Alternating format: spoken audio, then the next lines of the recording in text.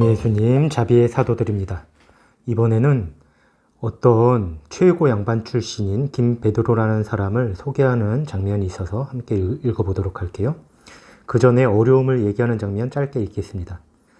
메스트르 신부님이 누구냐 하면 최양업 신부님이 입국할 때 함께 입국하려고 하다가 외양이 너무 이제 차이가 나니까 최양업 신부님만 혼자 입국하고 그 신부님은 거기다 중국에 머물렀던 그 신부님이에요. 그 신부님 몇 년 이렇게 기다리다가 결국에 입국을 했는데 우리는 그분이 다른 이들보다 더 오래 사시기를 희망하였는데 입국하신 지 겨우 만 4년이 지난 작년에 우리 곁을 떠나셨습니다. 이렇게 얘기합니다. 이 사목자가 부족한 상황에서 참 안타까운 일이죠. 하느님의 뜻을 우리 입장에서 보면은 아니 그런 분을 왜 굳이 일찍 데려가시나, 정말 인명이 제천이라면 이런 생각이 들 법한데, 글쎄요, 하느님의 뜻을 우리가 뭐 함부로 재단할 수는 없으니까 가장 좋은 뜻대로 하셨겠죠. 우리에게 어떠한 재난으로든 벌하시더라도, 그러니까 하느님께 말하는 거예요. 다만 우리에게서 목자만은 앗아가지 마시길 빕니다. 이렇게. 왜냐면 너무 이제 목자가 중요하니까 이렇게 기도하는 장면이 나오고, 지금이 너무 어렵다고 얘기합니다. 흉년이 들었어요. 전에는 쌀 한 말에 20푼이나 25푼에 살 수 있었던 것이 지금은 80푼이나 90푼까지 올랐고 어떤 곳에서는 120푼이나 그 이상에 팔립니다. 그러니까 몇 배나 오른 거예요. 그래서 너무 인심이 흉흉하고 더구나 신자들 더 어렵다는 거예요. 여러 가지 막 흉흉한 소문도 퍼지고, 이런 소문도 퍼졌습니다. 조선 전체가 장차 천주교 나라가 된다고 그럴싸하게 예언하는 이들도 적지 않습니다.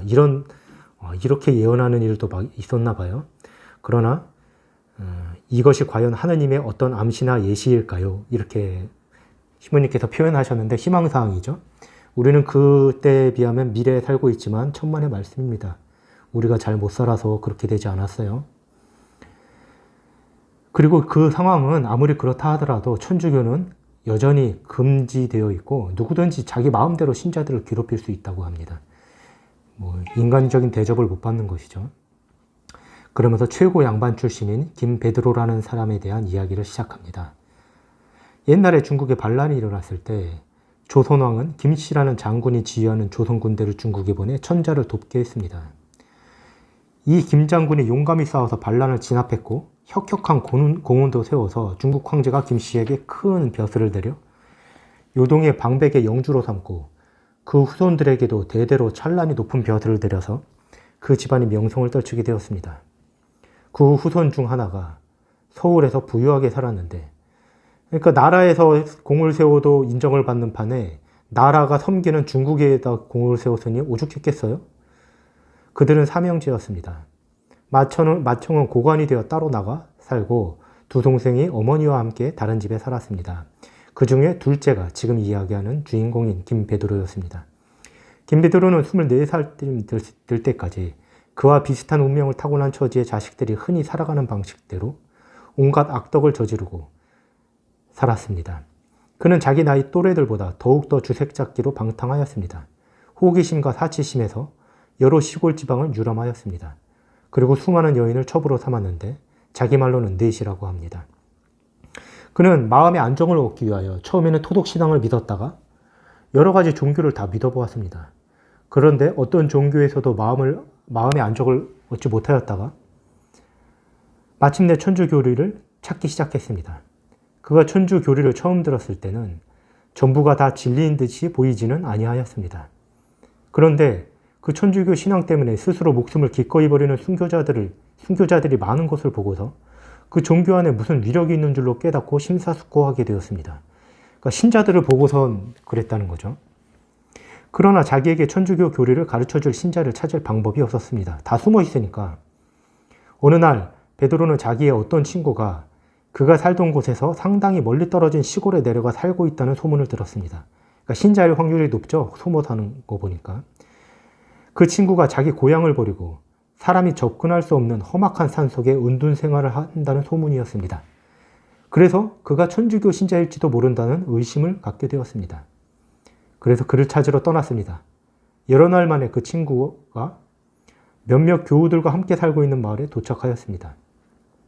마을 이장과 주민들은 그를 대하는 눈초리가 사나웠습니다.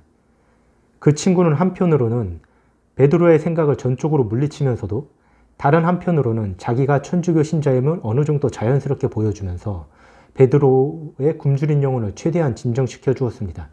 그러니까 함부로 내보일 수 없으니까 한편으로는 거절하고 한편으로는 은근히 이렇게 가르쳐 줬다는 거죠.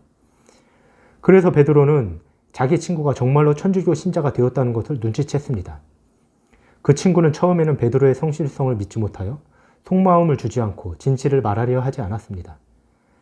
그러나 베드로의 행실을 보고 마침내 마음을 열게 돼서 천주경, 성모경, 천주십계, 신독성, 망독성, 애독성을 배워 암송하였습니다. 친구는 작별하고 나서 다시 서울집으로 돌아갔습니다. 귀갓길에 많은 친구들과 여러 연인들을 만났으나 지난날 그들과의 사귐을 단호히 물리치고 자기 자신을 극복하였습니다. 이게 얼마나 어려울까요? 모든 걸 가지고 있던 사람들이 버린다는 것이 정말 쉽지 않을 텐데요. 집에 돌아오니 또 끊어버리고 싸워서 더 큰 승리를 거두어야 할 대상들이 많았습니다. 그는 모친과 형제들, 첩들, 남종, 여종, 가문의 세력, 조상들의 위패, 매우 많은 친구, 친척, 굉장한 논밭을 가지고 있었습니다. 그는 이 모든 것과 싸워야 했습니다. 그중 한 가지라도 남겨두면 승리가 위태롭게 되는 것들이었습니다. 특히 모친의 반대가 심했습니다. 모친이 큰형을 불러다가 죽인다고 그랬어요. 그랬더니 거의 실패하죠. 결심을 되돌릴 수가 없었어요. 그래서 결과적으로 이제 베드로가 엄마한테 얘기합니다. 저는 어머님과 형님에 의하여 기쁘게 죽을 각오가 되어 있습니다. 그러나 만일 저를 죽이지도 않고 그렇다고 해서 저와 함께 천주교 신자가 되고 싶지도 않으시면 저를 그냥 내버려 두십시오. 저는 모든 가족과 영원히 작별하고 먼 지방으로 도망가서 천주교를 믿겠습니다. 그러니까 저를 죽이려면 죽이시고 따라오지 않겠으면 저를 내버려 두십시오. 이렇게 얘기하는 것이죠. 그래서 결국 화해했고 아들과 함께 다 버리고 모친과 동생들을 데리고 서울집을 떠나 시골로 내려가서 자기가 복음을 들었던 그 첩첩산중 마을로 들어가서 살았습니다. 이리하여 베드로는 그리스도를 위하여 갑자기 부자에서 가난방이가 되었고 교만한 양반에서 비참한 시골뜨기로 변했습니다. 대단합니다. 이럴 수가 있을까요? 이 다음에도 몇 가지 있는데 이건 다음 시간에 하도록 할게요. 신부님께서 지루하지 않으시다면 한 가지 이야기를 더 하겠습니다. 이러면서 말씀해 주시는 부분이 있습니다.